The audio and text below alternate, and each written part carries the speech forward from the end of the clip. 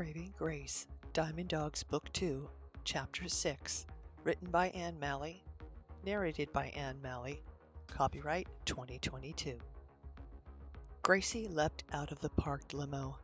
Her muscles begged for rest and her stomach, ugh, she'd had too much pizza. It finally had its way with her, but she slammed the door and hustled toward Jay. The poor sap plowed across the uneven cement. If he hoped to leave her trailing after him, he could forget it. The furthest reaches of the stuff-in store loomed black with shadows. Leafy boughs moved against a cyclone fence while traffic whirred in the distance, the faint sound dying with Gracie's every step. Jay peered straight ahead. Was he angry? Disinterested? Whatever his sentiments, she needed to be alert and not keyed on Jay's foray into her personal life.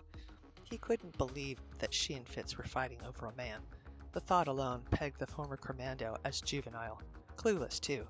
Romance was the last thing that Gracie needed. She never fought over men, either. How could she when she'd grown up with Danny and Jay, setting a competitive tone that both sickened and schooled her? Still, the memory of kissing Jay on the casino floor flared like a bad rash, prickly and uninvited.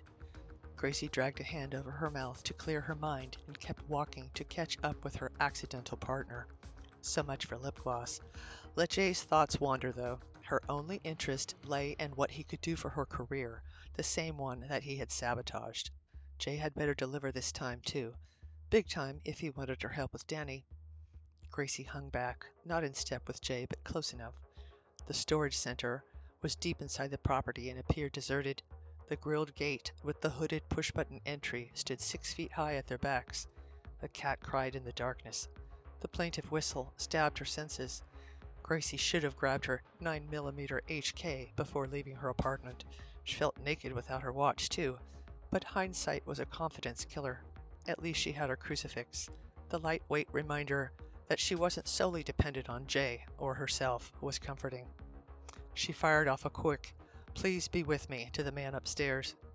Jay may think that he was God's gift, ready and able to keep her heart beating, but that drone nearly killed them both. Death might be around the corner, or zeroing in right now.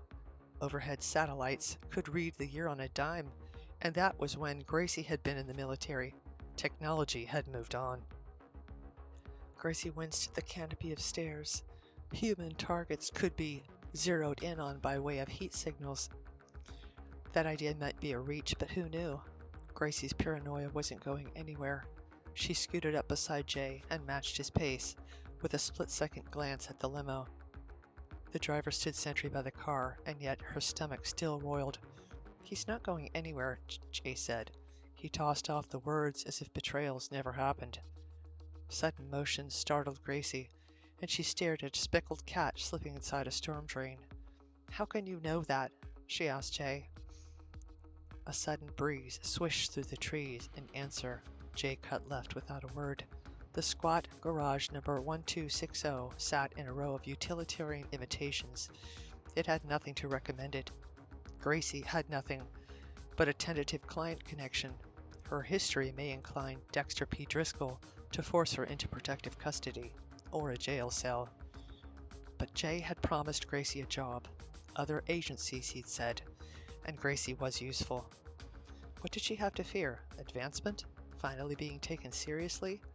After another glimpse at Jay, shivers ran up her spine. Did he care? Did he really care? Self-sabotage is one tool that Gracie needed to leave on the bench, so she dismissed her foolishness as another cat, a miniature of the first, slipped into the drain. "You're ready for this?" Jay's abrupt stop and sweep of eyes challenged her. "I came here, didn't I?" "That's not an answer, but it'll do," he said. "This is the big time, Gracie. You're shot, so you might leave off questioning other people's loyalties. That driver will have your back if things go south, even if you weren't a potential asset." Jay kicked at a clump of rotting leaves. "Ratty wigs or shapeless skirts don't make a difference in that department." "Enough already," she answered. Jay was jealous, for whatever reason. "My thoughts, too." He chuckled. "Let's make this quick. We both need some serious downtime." "I'm in no mood to rush," she said. She wasn't. Not anymore. Uneven cement gave way to puddles from an earlier rain. "Are you sure that this is the right place?" Wet seeped inside her canvas shoes. Shivers slithered over her skin despite the cloying temperatures when a roll-away door swung with a clatter. White light flooded her eyes. The stark outline of a man amid space took shape. "Good to see you, Jay, Miss Snow." A steady and casual took the place of Dexter P. Driscoll's formerly nondescript outline. He may be walking into a yacht, as the old Carly Simon song went, but Gracie left off deciding whether Driscoll was vain. Externals were just that. "Is this a secure location?" Gracie had to speak her mind. "I warned you," Jay said.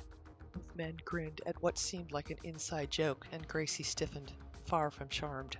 "It's a legitimate question, Mr. Driscoll. I'm unaccustomed to clandestine meetings in warehouses." She adopted Tig's posture, shoulders squared, eyes dead level. "It's my life on the line. Yours too, considering I have attracted dangerous admirers." Driscoll sobered. "No doubt you have. We've embedded security throughout the yard, and satellites are trained on the facility 24/7, he said. He guided the pair inside. "I, for one, appreciate your concern, Miss Snow. Agents can become numb over time, and that's unfortunate." "Ditto, Sir Galahad." Gracie sharpened the hang of her t-shirt. "I've got it from here, all right?" Driscoll crossed to the right side of the wall of the empty chamber, nodded at a guard who secured the rolling door without a word. "This way," he said to Gracie. Jay arched a thick brow. "Easy, Charger," he whispered. "Ditto, Galahad." Gracie sharpened the hang of her shirt. "I've got it from here." Driscoll crossed to the right side wall of the empty chamber. Blue light radiated from a circular plate of raised glass beneath his fingers. He crouched close, letting the beam scan his right eye. A panel swished open. Pop-shop walls kept the interior from full view, but the click of terminals flooding out contrasted with the quiet that had been there before. The place must be soundproofed. "You disappointed?" asked Jay. "Your services are no longer necessary," she said, as he gave way, letting her take the lead. Gracie was inside the facility, a part of the secret circle. Adrenaline tingled her every nerve ending. She blew air past her thin lips to overcome the rush. She'd never have guessed an intel hive lay off the highway. That was precisely as it should be. Her mind spun with a gazillion scenarios. What else had she missed or never imagined? "Aren't you concerned someone could see all this?" she asked Driscoll. "Some people would kill for a peek inside here." "I don't doubt it," Driscoll rounded on her. "But this is fully funded, entirely private, and it's our facility." "What do you mean?" "There's nobody storing anything beyond that gate." Gracie rolled a shoulder. "Not even the United States government?" "We have access here, but that's about it," he said. "There's no need to worry," Driscoll continued in all seriousness. "I'm not worried," she lied, praying all the while. She felt mercenary doing so, calling God only when she needed something. But needs must. God understood her hang-ups better than she did, and compassion was his business. Dexter Driscoll had no call to be merciful or forthcoming, and that made her skin turn to goose flesh for the millionth time. But distrust didn't make the best foundation for a working relationship, and she needed a friend besides Jay, who wasn't really a friend. His jealousy had thrown her for a loop that she didn't need. "Although I'm accustomed to being targeted too," she said, "at least for death. Other than that, I'm sure you have things covered." She checked any lingering animus. Dexter Driscoll may have never seen her petition for aid. Jay's amused expression wasn't worth considering. "It's been too long," Driscoll said. "You had Roham and Angel convinced that someone had abducted you." "Nobody took me anywhere," Jay answered. "I've been busy, that's all." Jay beelined toward a coffee pot. Gracie smiled. Whoever this Roham and Angel were, they were getting the clam treatment. That was good to know. Not that it gave Gracie the information she wanted about Jay's involvement with Rana Capital, but at least Jay couldn't fault Gracie for a lack of communication, not when he was keeping his own friends in the dark. "Jay is shy with details," she said to Driscoll, who motioned her through a maze of workstations. "You are too." She wanted to make the most of Jay's absence. "That comes with the territory, Miss Snow." Driscoll scooted behind a very unremarkable desk and lifted a flat file with a State Department seal on it. The attendant reference, Gracie P. Snow, written in bold black letters on the sidelong tab, caught Gracie's attention. Her cheeks flamed. Rage rocked her inside. So Driscoll was familiar with her file. Gracie locked her knees and stared. The leeway that she'd given Driscoll shriveled like a dirty albacore. You've withheld details, if I've read this correctly, Driscoll continued. The Village Stability Program was there to forge trust between the United States Armed Forces and locals, individuals, not to destroy people's lives. She threaded her arms across her stomach, clamping down to keep it together. I am no rat. Driscoll shifted in his seat. Some would disagree with you. I withheld nothing of significance, she answered. One local girl, almost a child by my estimation. Las Vegas is what interests me, he interrupted. Driscoll blinked at her. You're creating quite the track record, though. Any chance Janice Fitzsimmons works for you? Gracie asked. She refused the chair that Driscoll offered. The old guy was lucky that they weren't alone. No, scratch that. Fitz is better skipped. That ferret would likely make her way to the NSA. Really? Driscoll's blasé shrug made Gracie loathe him all the more. I've heard that she's a fine agent. In your circles, perhaps. Gracie flicked her hair. I'll reimburse you for the plane ride, but I won't justify my career, Mr. Driscoll. I did what I needed to do, what my job and conscience required. If you cannot accept that, there's no point proceeding. There was no reason for Gracie to suck it up either. Nothing outside her niece and nephew. Logan and Emma needed stability in the aftermath of her brother's decision to punish himself and everyone else because he had lived through hell. But other agencies did exist. Gracie's anonymous client may prove grateful for Gracie holding the ethical line about a big reveal. She may not have his or her name at present, but powers may press her to turn like she'd had to do on Clive. Gracie had turned. For money, her country, career aspirations, love of all three moved her. Still, she wasn't responsible for Clive's death, whatever Jay believed. Driscoll cleared his throat. There had better be a bottom line, Miss Snow. What? Her stomach took another wild ride up and down. Are you going to toss me in jail now that I've seen the secret hideout? Fill in whatever blanks there are in that file, so I'll disappear. Her words were flip, but exhaustion and experience rattled her bones. How many times did she need to explain herself or apologize? The burden of having done what she believed was right weighed like a press board. There was always some sicko intent on piling on rocks, too. But the Iraqi girl who had begged Gracie not to reveal her pregnancy had rights also. Gracie would do the same again if she had to. She would, despite knowing that her family needed her and not just the children. Gracie gritted her teeth beneath another rip of anguish. The girl Gracie had attempted to shield had died anyway. Gracie's efforts failed. Her reasoning didn't matter now, and yet it did. Driscoll gave her the moments needed to regain herself. Shut up and say thank you. Tig's advice wasn't in Gracie's makeup, so she choked on bile, grateful that Jay wasn't in earshot. You're a little raw, Driscoll said. That's understandable. His coddling tone grated more so because it was working. His crinkled eyes conveyed understanding, something Gracie almost didn't want, if only to keep from being used. But intensity is precisely what I'm after in you. We need you, Miss Snow. You're kidding. No, he chuckled.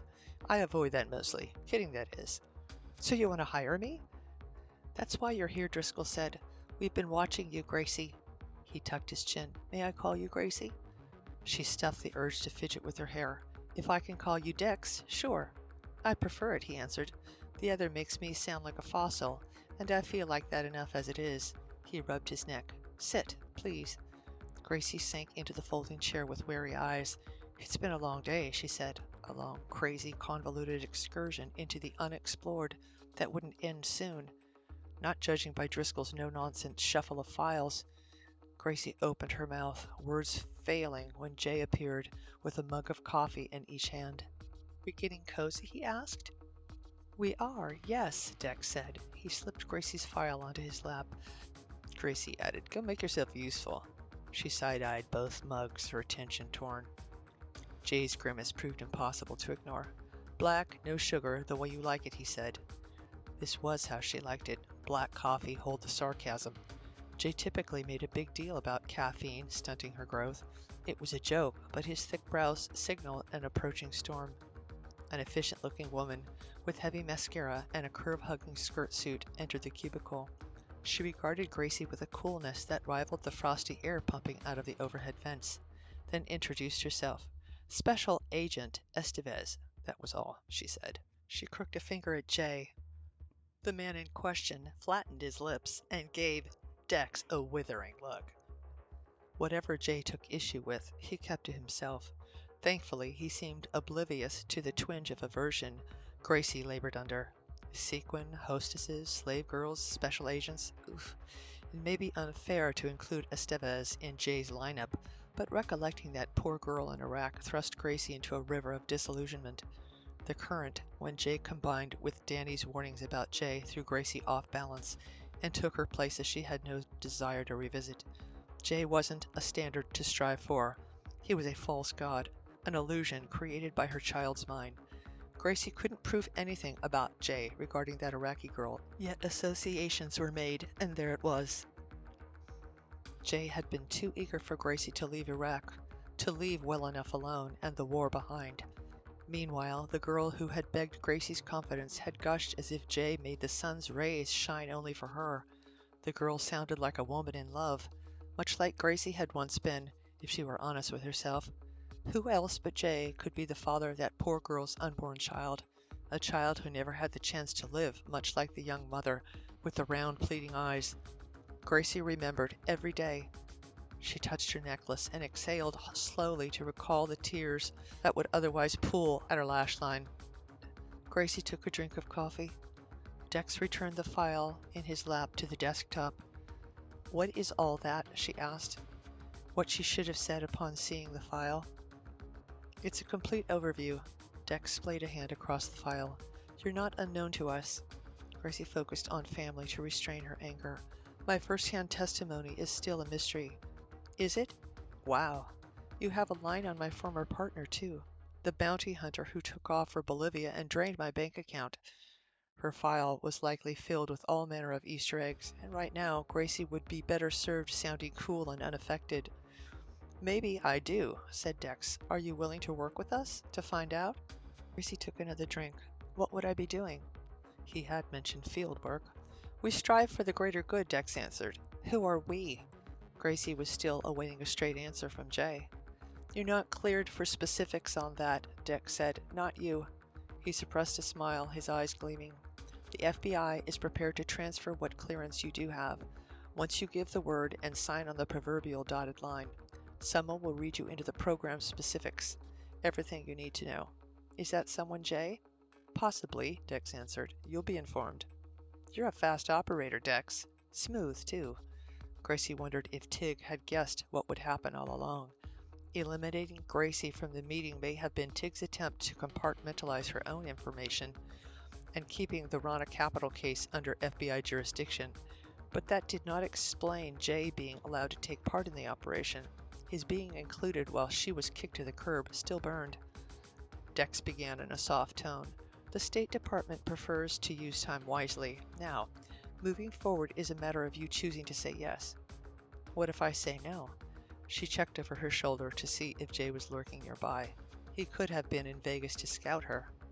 "Say no, and you'll miss out on the details needed to catch those parties who tried to take you out this afternoon." Dex pushed another dossier toward her and handed her a silver pen. Gracie snatched it up. "What about Jay?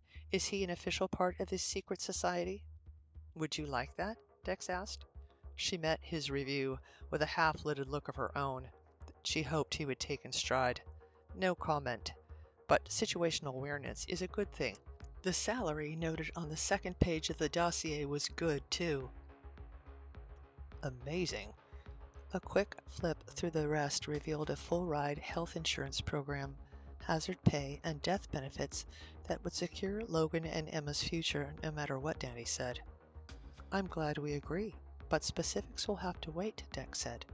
"Although I think it's safe to assume that you'll want this back." He produced her 9mm and slid it in front of her. "Welcome aboard, Snow. Keep up the good work." Gracie took her weapon. "Good work?" "You're not going to discuss your anonymous connection to Clive Harrison outside what the FBI already knows, not to anyone. That includes Jay Sykes. Is that understood?" "Even if he signs on the proverbial dotted line?" she asked. "No, especially not then."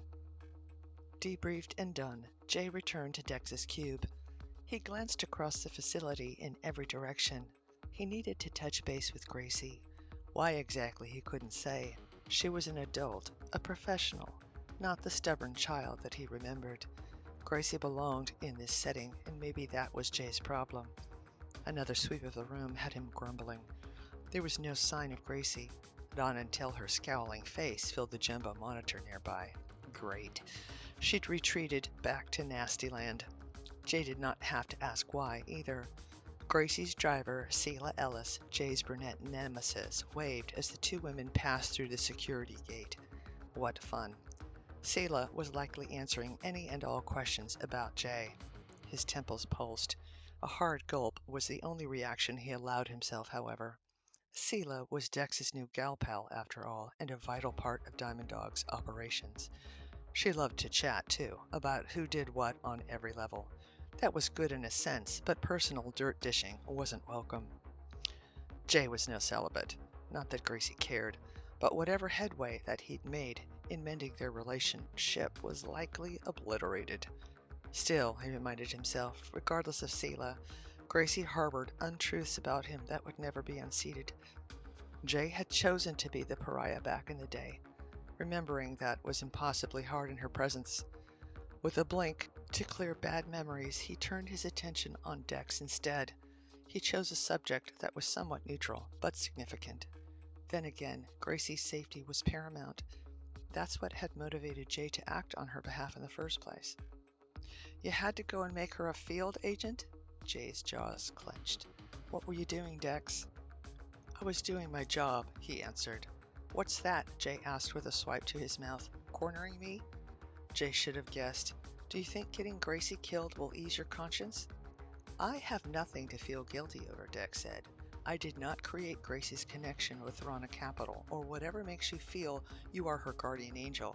Avenging angel, Jay corrected. Enough. My work is necessary, and I don't make a habit of invading people's private lives, not if I can avoid it. But you know Gracie is ideal for this assignment. So am I, said Jay. That's true. Roham is firmly off the docket. He is not coming back. Dex referenced the obvious gap created by Roham's formation of a happy family. What was I supposed to do? What you always do, grumbled Jay. Find a way. He rounded on the sly fox who had baited Jay with talk of setting Gracie up in a DC skiff. Hers would have been a safe but integral position that would provide Gracie full medical and retirement benefits.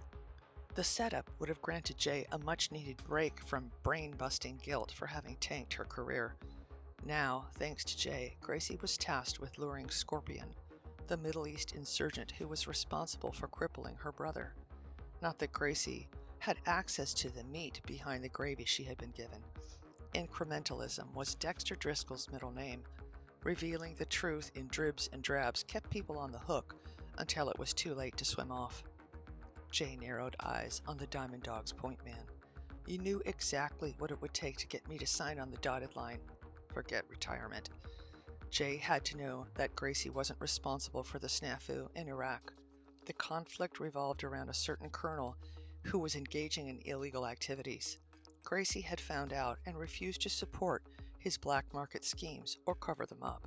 Her subsequent blackballing had been deemed the lesser evil at the highest levels, as exposing the corruption of a decorated colonel would have been a PR nightmare. What nightmares awaited Gracie now? If there was time for prayer, this was it. Jay massaged his jaw. You should have been straight with me, Dex. And have you squirrel away our best asset? The older man closed his eyes, as if taking a mental vacation. No, Jay. You would have done the same thing I did if you were sitting on my side of the desk. I'm not, Jay answered. That's your decision, Dex said. But Gracie was in this long before you called me, and I prefer my assets to be armed and protected by the best I can give, by you, if you do the right thing. I'm the one who told you to collect her HK from the dresser and the watch. Gracie seemed capable of anything when she held that ticking talisman. You did get the watch. Yes, Selah has it. And Gracie's Bible? Jay asked in afterthought. Gracie hadn't mentioned the battered pocket volume, but Jay suspected she still read it daily. He hoped that she did because they'd need every single available help since they'd be entering the valley of the shadow of death. Sorry, no, but miracles are still a stretch for me, Dex said. We were lucky to get what we did from the FBI. That Tick Sanchez is a pit bull. Thanks, I guess, Jay said. Gracie needed her things about her, but I still don't like it. I enjoy a little of what I have to do, Dex grumbled, but dirty jobs await. Dirty jobs like letting Scorpion walk if it proves to be politically expedient? That would kill Gracie. Better than a bullet, Jay said. Is Sheila covering that in her briefing? Dex frowned at the monitor. The gate on the screen had closed and the women were gone. I expected better from you, Jay said. We're friends. We are friends, so listen up. Gracie is a natural, a baked cake. You are not helping anyone by standing in her way. Least of all, yourself. Dex scratched his nose. Would you like to review her performance on Caesar's security footage? From an objective point of view? No. Jay relived every hiccup and heartbeat of Gracie's soul-wrenching kiss without aid of a videotape. So you know I made Gracie the right offer. You always had an eye for talent. Hard decisions keep the Diamond Dogs afloat and on the good side of good, said Dex, when those who should do their duty and engage instead of denying what's out there. Look, my beef isn't with you or the plan to nail Scorpio, Jay said, but Gracie will double up over this. High ideals drove her to deny her own needs like the safety and family she deserves. Gifts Jay ached to give her. The clutch of his heart caught him out. The bait and wait scheme that Estevez had outlined to Jay was so very treacherous. Your new agent is just as likely to waive interrogation objectives, Jay said, and take Scorpion out herself. She'll continue her brother's mission to track and report, Dex said. That was your mission, Jay. If you want to honor Danny's sacrifice, you should remember that. That is low. It's something to consider. Same goes for Gracie having a say in this. She's well over 21. Dex pulled a bottled water out of his desk drawer. You should leave the career choices to the lady. You sound like Seela. How is she? Seela is Seela, Dex snapped. There's nothing to tell. A weakness for capable women has its downside, Jay answered. We both understand that.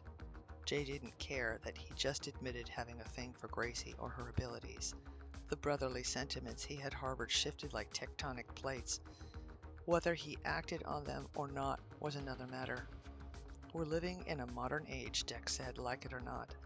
I rather like it. Dex drew on his water with a solid gulp. Despite the unfortunate rearing of Neanderthal DNA, of course. So what? Did Seela succeed in pressuring you to surrender your saliva for a DNA test? Dex let the question slide. Take the lesson, Jay. I am not the only one preaching it. Did you get Roham's email about the new baby? I did, but people like us rarely get that lucky. Because you don't want to get lucky, and that's okay. I'm in your camp, Dex said. That first bit about not getting lucky is straight from Seela, but I did not waylay you to talk about my soap opera. I need your assurance that you'll let Gracie do her part, whatever that may be. I'm no babysitter. Great. Leave off daddy daycare and anything else that might get in the way. Dex produced papers for Jay to sign. Romance and field work did not mix. Trust me. Cross-legged on the couch, Gracie turned toward the veranda beyond plate glass. Lights studded the night sky, not drones, but passing air traffic from Reagan National Airport. She and Seela had passed the exit to the DC facility before arriving at Waterside Towers. It was a plush high-rise where the Diamond Dogs kept several apartments. A day ago, Gracie may have made light of the name, a hat tip to David Bowie albums, and a bygone era, but she was a Diamond Dog now, at least on paper. Paper that delivered benefits Gracie still could not fathom. That Dex Driscoll thought to collect her HK still blew her mind.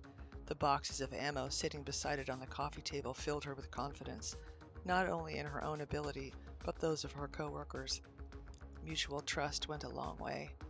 That Driscoll recruited her to trap the elusive insurgent that Danny and Jay had attempted to capture was pure providence. The man known as Scorpion was a gift. This was Gracie's chance to right so many wrongs and get her head straight, finally. But God would always get his way, using his methods. Face plants and the despair that often followed were an integral part of the operation. Gracie would never doubt that again, or how small the world really was. It was treacherous, too. Her skin sizzled. Imagination had its way with her since Selah quietly caught her up to date on the drive. Gracie liked to think that she would have taken the job of infiltrating Rana Capital, knowing what she did now, but she couldn't say for sure. The stakes were high. Death and worse, potential torture, stalked her every breath. That's why the pay was so good. It was impossibly high. If the worst happened, however, Gracie would accomplish her number one goal, ensuring a future for the next generation. Thanks for this. Gracie fingered mustard-colored, whisper-weight leathers that she pulled onto her lap. More of the same in different colors lay in neat folds inside one of the twin duffels at her feet. Dresses, skirts, and blouses, too. Any instructions on wardrobe moving forward, she asked. The assortment of gun holsters beneath a pair of jeans and shoes in the practical bag pleased her the most. Wear what you prefer. I took a sampling of what was available in your size, Selah said. There is no dictating here. I'm surprised, Gracie answered. She expected Selah to be another Fitz. The diamond dog grinned. Dex knows where to draw the line. He lets his people take care of what they're hired to do. The kitchen and bathrooms are fully stocked, so you know. I've pre-programmed my number under Firefox, so call if you need anything. She handed Gracie a smartphone. You and Dex have thought of everything. He always thinks of everything, said Selah with a brittle sigh. Have you known Dex a long time? Gracie may not fight over men, but there was nothing saying Selah wasn't the type. The loud silence that held sway after she had arrived to pick Gracie up had to mean something. Are you fond of him? Selah gave herself a moment before she said, Everyone loves Dex. He's a good egg, but... Her words drifted. I get it. Gracie filled in. Complicated. Selah laughed. I know Jay can't be easy either. Try Hardwired to Inspire Conflict, said Gracie. Obviously, Selah had read Gracie's file. Selah may have dated Jay.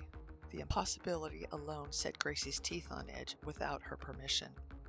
My brother Danny was his best friend, and I was the third wheel, Gracie said. Younger, female, and forever in the way. Imagining more between her and Jay was a bad habit. Not quite a mortal sin, but painful enough, especially since the reminder of Iraq. It was a long time ago, she said. So you're not friendly anymore? Danny and Jay, are they friends? Selah's wide eyes swept Gracie for tails. That's none of my business, really. Danny is Danny. Gracie's dismissal didn't withstand the recollection of a crestfallen Jay. The recollection of him pleading in her apartment came to mind, but Gracie trained her expression to give nothing away. I withdraw the question, Selah said. Sorry for asking. That's okay. Gracie understood being curious. Suffice to say, Jay and I never dated, if that covers it. Not even once. Not that you asked. Do you regret that? Not dating him? I used to. Gracie welcomed the opportunity to sort out her feelings. I don't anymore, though. If we had that kind of relationship, I would not be here. Selah pushed back a cuticle. Probably not. Probably? Who are you kidding? Jay would have stuffed me in a pumpkin shell, Gracie said. He had kept Gracie in what he determined to be suitable surroundings while he lived, and she simply existed. But history would not repeat itself. Well, Selah said, you're busting out tonight. Pick something to get dressed. No nap for me? Nope. Selah collected her handbag from the kitchen counter. She crossed the room, then ran her tongue along her teeth as she leaned toward the mirror in the foyer. Dex doesn't waste time or opportunities. You are hot right now, and DC is far from shut down for the evening. Fancy or casual? Gracie would go with the program. I would do casual, but whatever you like, as I'd said. Gracie returned to the living room. Dex wants you and Jay to appear in public. Confirm yourselves as a couple as soon as possible. A couple? Said Gracie. Selah seemed confident that Jay would sign up. That's typical cover for a man and woman expected to work in close quarters. The arrangement allows for contact that is expected, not questioned. And since you and our retired commando look nothing alike, a brother and sister story wouldn't fly. Not all siblings look alike. Sheila sucked her lower lip. True, but siblings don't typically make out, not even in Vegas. You and Dex came pretty close on that escalator. Gracie finally made the connection about the couple she had seen. We certainly did, but this job is demanding, so prepare yourself. Sheila hooked loose black hair behind her ears. Your smoldering lip lock works to our advantage, though, so let's go for it. That's what Jay said. Muscle memory keyed on smoldering, a condition Gracie needed to control. He would say that, Sheila answered. What's that supposed to mean? Gracie cursed her jealous reflex. Sheila opened her purse and produced Gracie's Omega watch. I'll let Jay field that question. The deadbolt on the front door tumbled right on time. Gracie steeled herself. She slipped the watch onto her wrist and banished anxiety in a pinch of glossed lips. Wriggling her foot beneath her on the couch once more, she rifled through the closest duffel bag. Thanks for these, Sheila. I owe you. Gracie needed her dad's watch now more than ever. Yes, actually you do, the agent answered. She gave Jay a lazy once-over as he sauntered inside, past the tiled entry and onto the thick oriental carpet in the sunken living room. It's a go, he said to Sheila. What's a go? Sheila put her feet squarely on the floor. She needed another update beyond Jay's presence. You'll see, said Jay. Sheila slipped out, leaving Gracie alone with Jay. Ditch the dollar store specials, he told her. Where are we headed? Gracie asked. The destination would tell her what to wear. Base is loaded. It's a sports bar outside the city. Will I like it? Gracie asked. She didn't enjoy being debriefed on the fly. Compartmentalization may save lives, but it grated almost as much as Jay's presence. Far be it from me to speak for you, but if you're still into baseball and fangirling jocks, you'll enjoy yourself. The place is popular, packed, and the ideal location to drive our cover story home. Lovely. Gracie exchanged dread for exaggerated delight. She was faking, but rewarding Jay by asking after his foul mood would set the wrong tone. I'm a little rusty on my baseball lore, but it's all good, she said. Here. Jay strode over to the couch and tossed a miniature black volume onto the cushions. A Bible? Okay. He flushed beneath her stare. I didn't want you to be without. Gracie swallowed and said, How thoughtful. It would only kick Jay into battle mode if she nitpicked his overreach in tending to her spiritual needs. But how could someone find fault in a gift of scripture? How could Jay know that she'd been too long without reading it? He couldn't know. Jay had arranged for her to get her gun and her watch, too, another irritating kindness. Dex couldn't be that good. Gracie picked up Jay's gift and dropped the subject. Besides, she preferred her former idol's perplexed expression. Bible shopping couldn't have been easy for him. You can still back out of this, he said abruptly. Why would I want to do that? No reason, but Danny will never forgive me now. Gracie's old cell phone vibrated atop the glass console abutting the couch. Speak of the devil. She shook out a silky royal blue camisole and tucked it under her chin, letting the phone go to voicemail. Danny could wait. Besides, Dex had made it clear that details surrounding this operation were classified. Gracie was similarly forbidden from revealing any future information about her unknown benefactor, especially since Jay was on this mission. Not that she had information. Nothing made sense. Not yet. Gracie's knitted brows mimicked the squeeze of her heart. What do you think? She asked. She lifted the blue silk to mask her uncertain expression. I see you in one of those dresses, Jay said. Do you now? Florals and a pearl necklace? You know what I like, Gracie. Yes, you like teasing me. Unfamiliar, Gracie grabbed the yellow leathers she originally admired, hopped off the sofa, and headed toward the larger of the two bedrooms. Get yourself ready, she shouted. Sheila brought some things for you, too. Try not to clash.